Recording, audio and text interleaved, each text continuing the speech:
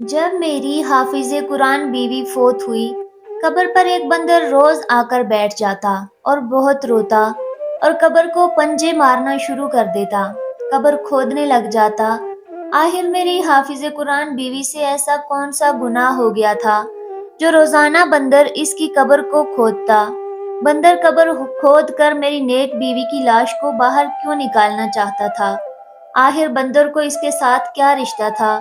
میرا نام عابد ہے اور آج میں بہت ہی غمزدہ تھا کیونکہ میری بیوی فوت ہو گئی تھی۔ اسے اچانک دل کا دورہ پڑ گیا تھا۔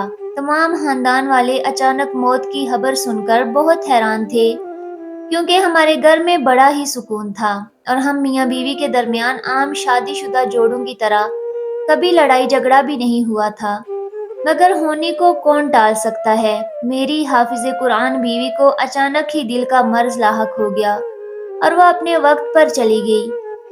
میرے بچے صدمے کی حالت میں بری طرح رو رہے تھے اور خاندان والے ان کو سنبھال رہے تھے۔ میں مردوں کے درمیان غمزدہ سا بیٹھا ہوا تھا۔ میرا دماغ بالکل بند ہو چکا تھا۔ مجھے سوچ سوچ کر فکر ہو رہی تھی کہ اب میرے گھر کا کیا بنے گا۔ میں اپنی بیوی کے بغیر کیسے زندگی گزاروں گا؟ سب سے بڑھ کر میری بیوی اور بیٹا بہت چھوٹے تھے۔ اب میری بچوں کو ماں جیسا پیار کوئی نہیں دے سکتا تھا۔ میری بیوی کے غسل اور کفن کا انتظام کرنے کے بعد گھر والوں نے مجھے اندر بلایا تاکہ میں جنازہ اٹھانے سے پہلے اپنی بیوی کو آخری بار دیکھ لوں۔ میں اندر گیا تو بیوی کو دیکھ کر میرا دل بیٹھنے لگا تھا۔ میں مرد تھا مگر پھر بھی پھوٹ پھوٹ کر رو دیا۔ میں اپنی بیوی سے محبت کرتا تھا اور وہ بہت ہی نیک عورت تھی۔ اپنی بیوی کو آخری بار رخصت کرنا میرے لیے بہت اذیت ناک تھا، مگر میں نے اس غم کو بھی سہ لیا اور جنازے کو کندھا دے کر جنازہ گاہ کی طرف بڑھ گیا۔ بیوی کی آخری رسومات کے بعد میں گھر پہنچا تو پتہ چلا کہ میری چھوٹی بیٹی کی طبیعت بہت خراب ہے۔ وہ اپنی ماں کے بہت قریب تھی، اس لیے یہ سب برداشت نہیں کر پا رہی تھی۔ وہ 4 سال کی بچی میں اپنا دکھ بلا کر بیٹی کو سنبھالنے لگا، مگر اس کا بخار بہت زیادہ بڑھ چکا تھا۔ ابھی دن کا وقت تھا، اس لیے میں بیٹی کو لے کر ہسپتال پہنچ گیا۔ ڈاکٹرز نے بہت مشکل سے اس کا بخار کم کیا، مگر وہاں ہی ہمیں شام سے رات ہو گئی۔ بچی کو گھر لایا تو وہ مجھ سے دور ہونے کو تیار نہ تھی۔ اسے سنبھالنے کے چکر میں اپنی بیوی کی قبر پر 2 دن نہیں جا سکا اور دوسرا دن بھی ایسے ہی گزر گیا۔ 2 دن بعد میری بیٹی کی حالت سنبھلی تو میں نے دن کے وقت اسے سلایا اور خود بیوی کی قبر پر پہنچ گیا۔ میں جیسے ہی قبر پر پہنچا، مجھے دیکھ کر قبر پر موجود بندر رونے لگا اور ہاتھ جوڑ کر دعا مانگنے لگا۔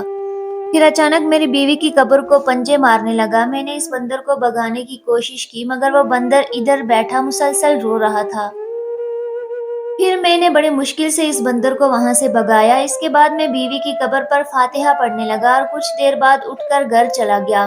گھر میں ابھی مہمان بھی موجود تھے، میرے بہن بھائی بھی میرے گھر میں رہ رہے تھے اور جاننے والے تعزیت کے لیے آ رہے تھے۔ اب میں روز بیوی کی قبر پر 1 گھنٹے کے لیے ضرور جاتا، مگر میں جب بھی قبر پر جاتا تو وہ بندر میری بیوی کی قبر پر بیٹھ کر رو رہا ہوتا اور ہاتھ اٹھا اٹھا کر دعائیں مانگتا، لیکن میں اسے وہاں سے کسی بھی طرح بھگا دیتا تھا۔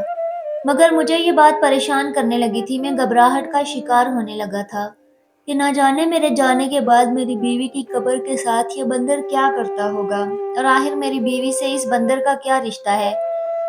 میرے بیوی کی قبر بھی ابھی کچی تھی، لیکن اب مجھے یہی بات پریشان کر رہی تھی کہ کچی قبر کو وہ بندر کھودنے نہ لگ جائے۔ میں گھر جانے سے پہلے بھی بار بار اس بندر کو وہاں سے دور بھگاتا تھا اور جب گھر رہتا تب بھی مجھے اپنی بیوی کی قبر کی فکر ستاتی رہتی۔ میں نے زندگی میں کبھی کسی بندر کو ایسے قریب قبر کی کھدائی کرتے ہوئے نہیں دیکھا تھا۔ بیوی کی قبر بہت اچھی بنی ہوئی تھی اور قبر کی کھدائی میں بھی کوئی مسئلہ نہیں تھا، پھر نہ جانے کیوں وہ بندر میری بیوی کی قبر پر ہر وقت منڈلاتا رہتا۔ کچھ دن بعد گھر سے مہمان رخصت ہو گئے تو ہمارے گھر کی روٹین معمول پر آ گئی۔ میری بیوی کی کمی ہم تینوں کو بہت حدت سے محسوس ہو رہی تھی۔ میرے بچے ماں کو یاد کر کے رو پڑتے تھے۔ میں نے اپنی ملازمت پر جانا شروع کر دیا تو گھر پر اکیلے بچوں کا رہنا مشکل ہو گیا۔ میں نے گھر پر ایک ملازمہ رکھ لی۔ وہ عورت میرے مرحومہ بیوی کے گاؤں کی رہنے والی تھی اور وہ بیوہ بے اولاد تھی، اس لیے اس کو میں نے اپنے بچوں کا خیال رکھنے کے لیے گھر میں رکھ لیا۔ وہ بچوں کو بہت پیار سے سنبھالتی تھی۔ بچے اس کی وجہ سے کچھ نارمل ہونے لگے تو میں بھی مطمئن ہو گیا۔ میں نے بیوی کی قبر پر جانا معمول بنا لیا اور میں فرصت سے وہاں جاتا اور کافی دیر بیٹھ کر وہاں تلاوت کرتا رہتا، لیکن وہ بندر اب بھی مجھے دیکھ کر میری بیوی کی قبر کے آس پاس ہی رہتا اور مجھے متوجہ کر کے میری بیوی کی قبر کو کھودنے کی کوشش کرتا۔ شروع میں تو مجھے بہت غصہ آتا اور میں اسے مار کر بھگا دیتا، مگر اب میں سوچنے پر مجبور ہو گیا، اب قبریں چھوڑ کر قبر پر کیوں آتا ہے، لیکن قبر کو بلا وجہ کھولنا بھی ممکن نہیں تھا۔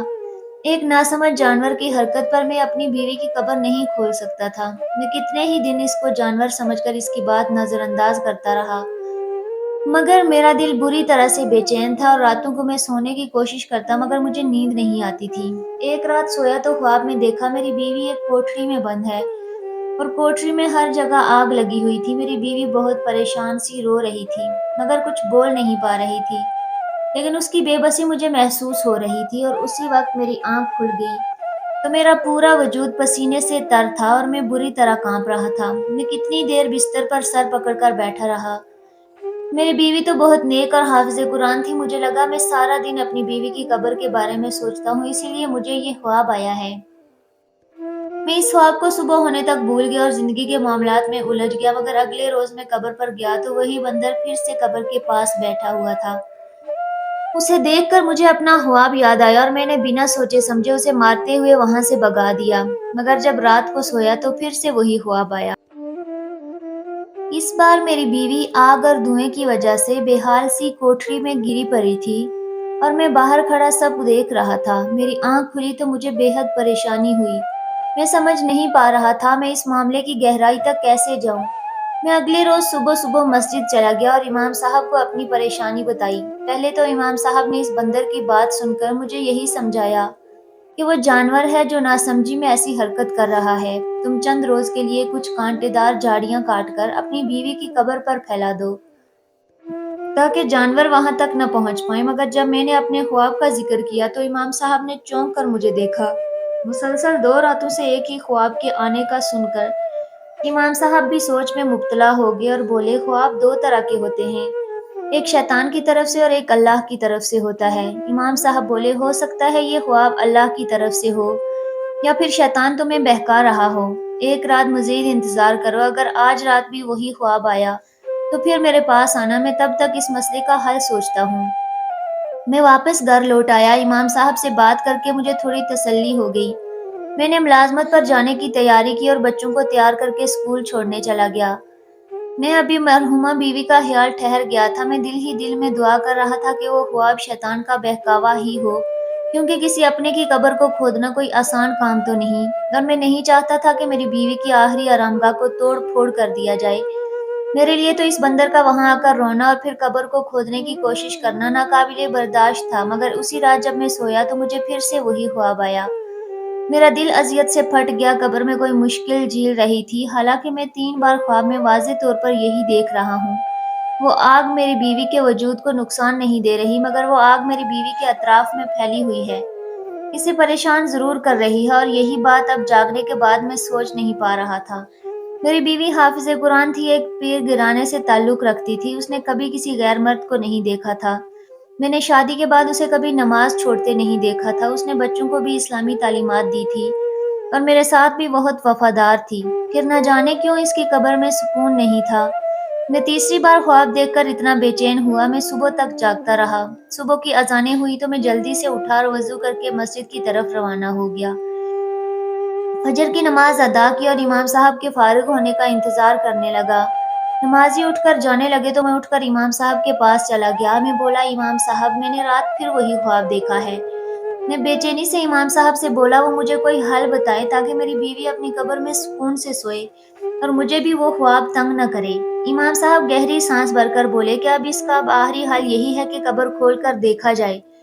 وہ بولے کہ اگر خدا نخواستہ قبر میں موجود مردے پر اللہ کا عذاب آیا ہوا ہے تو پھر ہم چاہ کر بھی نہیں کھول پائیں گے، کیونکہ ہمیں اللہ کی طرف سے اجازت نہیں ملے گی، لیکن اگر کوئی اور وجہ ہوگی تو ہم قبر کھول کر دیکھ لیں گے اور پھر شاید کوئی حل بھی نظر آ جائے۔ امام صاحب کی بات نے میرے رونگٹے کھڑے کر دیے۔ اپنی بیوی پر اللہ کی طرف سے نازل ہوئے عذاب کا تو میں تصور بھی نہیں کر پا رہا تھا۔ میں امام صاحب کے ساتھ قبرستان کی طرف بڑھا تو میری ٹانگیں کانپ رہی تھی۔ اور میں اللہ سے بار بار دعا کر رہا تھا کہ میری بیوی کی قبر میں کوئی اور ہی مسئلہ ہو مگر اللہ کا عذاب نہ ہو۔ میں نے امام صاحب کو بتایا میری بیوی بہت نیک تھی، اس پر اللہ کا عذاب نہیں آ سکتا، اس نے تو ساری زندگی فلاحی کام کیے ہیں، اس کے والد بھی بہت نیک تھے۔ امام صاحب بولے کہ دلوں کے راز صرف اللہ جانتا ہے، اور اللہ بڑے سے بڑا گناہ معاف کر دینے والا ہے، وہ غفور الرحیم بھی ہے، اور اللہ تعالیٰ چھوٹے سے گناہ پر سخت پکڑ کرنے والا بھی ہے، اس لیے انسان کو کہا جاتا ہے کہ ہمیشہ سنبھل کر رہے۔ امام صاحب کے ساتھ قبرستان پہنچا تو آج بھی وہی بندر مجھے دیکھ کر دل سے روتے ہوئے میری بیوی کی قبر کھودنے لگا اور قبر پر بیٹھ کر دعائیں مانگنے لگا۔ میں اسے بگانے کے لیے آگے ہوا تو امام صاحب نے کہا اس کو مارنا مت، ہو سکتا ہے یہ سب کچھ اللہ کے حکم پر کر رہا ہو، اس لیے آرام سے اس کو ہٹاؤ اور جس جگہ یہ کھود رہا ہے پہلے وہی جگہ کھود کر دیکھو۔ امام صاحب کی بات میں نے مانی اور آگے بڑھا۔ میں اس بندر کو ہٹا کر اس بندر کے نشان لگی جگہ پر مٹی ہٹانا شروع کی تو وہ بندر بھی آرام سے ایک طرف بیٹھ گیا اور میں دل میں درود شریف کا ورد کرتا قبر کھود رہا تھا۔ جب میں اسی جگہ کی گہرائی میں پہنچا تو مجھے جھٹکا لگا، وہ منظر دیکھ کر میرا کلیجہ پھٹ گیا، میں چیخ مار کر قبر سے دور ہو گیا۔ امام صاحب جو میرے پیچھے ہی کھڑے تھے قدم بڑھا کر آگے ہوئے اور قبر میں بنے اس گڑھے میں دیکھنے لگے۔ امام صاحب بے ساختہ استغفر اللہ کا ذکر کرنے لگے، جبکہ میں بچوں کی طرح رو پڑا۔ مجھے یہی غم کھائے جا رہا تھا، میری بیوی اتنی اذیت سہ رہی تھی پر مجھے کچھ خبر ہی نہیں ہوئی۔ میں غم سے روتا جا رہا تھا جبکہ امام صاحب کا جسم کانپ رہا تھا۔ اس میں نے اپنی مرحومہ بیوی کی قبر میں جو کچھ بھی دیکھا وہ میری زندگی کا سب سے بھیانک منظر تھا۔ زندگی بھر اپنے گھر والوں کو سکون والا بستر دینے والے لوگ اپنے پیاروں کی موت کے بعد کتنے بے بس ہو جاتے ہیں۔ میں بھی اس بندر کو دیکھ رہا تھا جو مجھے پہلے روز سے اشارہ دینے کی کوشش کر رہا تھا، مگر میں الٹا اس کو ہی مار کر بھگا دیتا تھا، مگر وہ ناسمجھ جانور تیری مدد کرنا چاہتا تھا۔ مولوی صاحب نے مجھے دیکھ کر پوچھا کیا تم نے کبھی محسوس کیا کسی نے تمہاری بیوی کی قبر کو کھود کر یہ حرکت کی ہے؟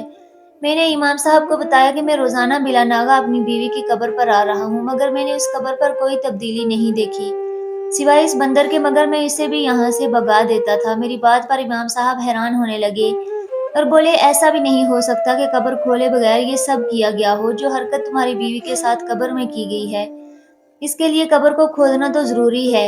اچانک امام صاحب بولے میں اپنی بیوی کو اپنی نگرانی میں قبر میں اتارا تھا۔ ان کے سوال پر میں نے ہاں میں سر ہلایا اور کہا میں چاہے جتنا بھی غمزدہ تھا مگر جب میری بیوی کو قبر میں اتارا جا رہا تھا میں وہاں موجود تھا، اس لیے اس کی کوئی گنجائش نہیں تھی کہ اسی وقت یہ حرکت کر دی گئی ہو۔ امام صاحب نے مجھے اسی وقت پولیس کو بلانے کا کہا۔ میں نے اسی وقت پولیس کو بلا کر یہ سارا معاملہ ان کے حوالے کر دیا۔ میرا تو رو رو کر برا حال تھا۔ ایس پی صاحب مجھے تسلی دے رہے تھے۔ پولیس نے غورکن سے تفتیش کی اور پھر پولیس کے 6 اہلکار سادہ کپڑوں میں قبرستان کی نگرانی کرنے لگے۔ مسلسل 12 دن کی نگرانی کے بعد میری بیوی کے مجرم پکڑے گئے۔ اس روز کچھ مرد حضرات ایک عورت کا جنازہ لے کر آئے تو اسی رات اس عورت بیچاری کی قبر کو بھی رات کو کچھ لوگوں نے کھودنا شروع کر دیا۔ پولیس اہلکار جو قبرستان میں چھپے ہوئے تھے انہوں نے ان 2 لوگوں کو پکڑ لیا، یوں وہ مجرم پکڑے گئے۔ پولیس والوں نے مجھے تسلی دی کہ اب قبرستان میں کوئی ایسی ویسی حرکت نہیں ہوگی، مگر مجھے پھر بھی سکون نہیں آ رہا تھا اور میں بلا ناغہ روز اپنی بیوی کی قبر پر جاتا، اسے اچھی طرح سے دیکھتا اور پوری قبر کو ٹٹولتا تھا، کہیں دوبارہ اس کے ساتھ ویسی حرکت نہ ہو جائے۔ میرے اندر کا خوف ختم نہیں ہو رہا تھا، مجھے ہر وقت وہم ستانے لگا کہیں دوبارہ سے میری بیوی کی قبر نہ کھود دی گئی ہو۔ میں نے دوستوں سے بھی یہ بات کی اور بولا کہ جیسے ہم زندہ لوگوں کے ٹھکانوں پر کوئی نہ کوئی نگرانی پر چوکیدار معمر کرتے ہیں، اسی طرح قبرستان کے باہر بھی کسی کو موجود ہونا چاہیے تاکہ مرے ہوئے لوگ جو خود بے بس ہوتے ہیں کوئی ان کے ساتھ کچھ غلط نہ کرے۔ میرے دوست میری بات کو سمجھتے ہوئے میری ہاں میں سر ہلاتے رہے، مگر میں جانتا تھا کہ کسی کو مجھ سے اتفاق نہیں تھا۔ لوگوں کو لگتا تھا کہ مرے ہوئے انسان اللہ کے حوالے ہو جاتے ہیں، اس لیے ان کی نگرانی کی ذمہ داری ہم پر نہیں ہوتی۔ شاید سچ یہی تھا، مگر اب جو حالات پیدا کر دیے گئے تھے اس پر مجھے تو یہی لگتا تھا کہ ہمیں قبر کی بھی حفاظت کرنی چاہیے۔ میری حالت دن بدن بگڑتی جا رہی تھی۔ میں نے ایک روز اپنے گھر میں کام کرنے والی بوڑھی ملازمہ سے بھی پوچھ لیا کہ کیا آپ نے کبھی قبروں کے بارے میں یہ بات سنی ہے کہ ان میں کوئی پتلے خون آلودہ رکھے ہوئے ہوں یا کچھ ایسے جسے دیکھ کر انسان ہی ڈر جائے۔ میرے اس عجیب سوال پر وہ بوڑھی حیران ہو گئی تھی اور وہ خوفزدہ سے توبہ کرتے ہوئی بولی آپ کیا بول رہے ہیں بیٹا، میں نے تو ایسا کبھی نہیں سنا، قبر میں بھلا کون انسان ہاتھ ڈال سکتا ہے۔ इस औरत की सादा सी बात पर मैं भी चुप होकर रह गया। मैं जानता था कोई भी मेरी बात पर यकीन नहीं करेगा। आम हालात में भी इस बात को मजाक समझता था, मगर अब मैं जानता था कि ऐसा वाकई होता है, क्योंकि मैंने अपनी बीवी की कब्र में निहायत छोटे छोटे 2-3 पुतले देखे जिन पर खून लगा हुआ था और बड़ी-बड़ी सुइयां चुभी हुई थी। न जाने वो पुतले मेरी बीवी की कब्र में उन 2 मुजरिमों ने क्यों रखे थे, मगर उन पुतलों की वजह से मेरी बीवी अपनी कब्र में बेचैन पड़ी हुई थी। मैंने इमाम साहब की मदद से वो पुतले तो निकाल लिए, मगर मेरे अंदर की बेचैनी खत्म नहीं हो रही थी। मुझे रह कर यही अफसोस हो रहा था कि अगर वो बंदर कब्र खोदने की कोशिश न करता और मुझे इशारा ही न देता तो शायद मैं कभी न समझ सकता, और अगर मुझे ख्वाब न आता तो मैं शायद कभी कब्र को खोलने की हिम्मत न कर पाता। कब्र का वो मंजर मेरे लिए इतना अज़ियतनाक था कि मैंने अपना दिमाग जितना भी लगाने की कोशिश की, मगर मेरी आंखों से वो भयानक मंजर नहीं जा रहा था जो मैंने बीवी की कब्र खोदते हुए देखा था। मेरी बेचैनी हद से ज़्यादा बढ़ गई। मैं फिर से इमाम साहब के पास गया। इमाम साहब ने नरमी से मुझसे पूछा, क्या हुआ, सब खैरियत तो है ना? तुम परेशान क्यों लग रहे हो? उन्हें लगा था मैं फिर से किसी परेशानी का शिकार हो गया हूँ। तब इमाम साहब के पूछने पर मैंने कहा, इमाम साहब मुझे चैन नहीं आ रहा। मैंने जब से वो मंजर देखा है मुझे सुकून नहीं मिल रहा। रातों को सो नहीं पाता। मुझे बार-बार यही लगता है कि कहीं मेरी बीवी की कब्र पर वो सब कुछ फिर से ना हो जाए। मेरी बीवी को कोई तकलीफ ना पहुंचाए। हमें कब्रों की निगरानी के लिए भी कोई चौकीदार रखना चाहिए। इस पर इमाम साहब बोले, आप फिक्र न करो। दोबारा ऐसा नहीं होगा, और कब्रिस्तानों की निगरानी यही है कि हम अपने प्यारों की कब्रों पर जाकर रोजाना फातिहा पढ़ा करें। कब्रों को लावारिस छोड़ने का यही हाल होता है। फिर इमाम साहब बोले, क्या किया जाए?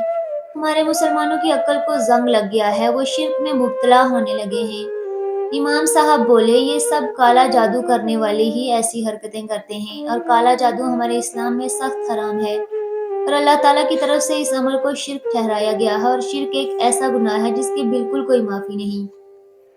मैं इस बात पर अफसुर्दा सा हो गया। काला जादू तो हमारे यहाँ आजकल छोटे मोटे घरों में बहुत आम है। काला जादू करने वाले और किसी दूसरे को तकलीफ पहुंचाने वाले सब तावीज़ात और पुतले बनाकर दूसरों की कब्रों में रखते हैं, तो उनके मुर्दे कितनी बेचैनी का शिकार होते हैं। ऐसा करने वाले लोग किसी दूसरे की तकलीफ और परेशानी का बिल्कुल ख्याल नहीं करते, और एक साथ कई लोगों को तकलीफ पहुंचा रहे होते हैं, मगर उन्हें परवाह नहीं होती।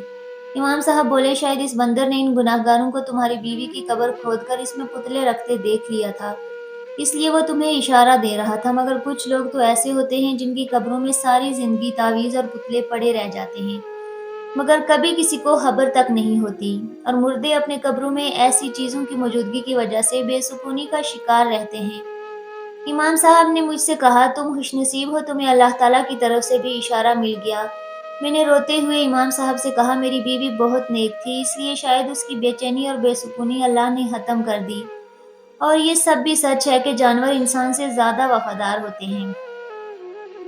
प्यारे दोस्तों, आज का ये वाकया आपको कैसा लगा? उम्मीद करती हूँ कि आज का वाकया आपको बहुत ही पसंद आया होगा। मज़ीद ऐसे ही वाकयात सुनने के लिए हमारे चैनल को सब्सक्राइब करें और हमारी फैमिली का हिस्सा ज़रूर बनिए।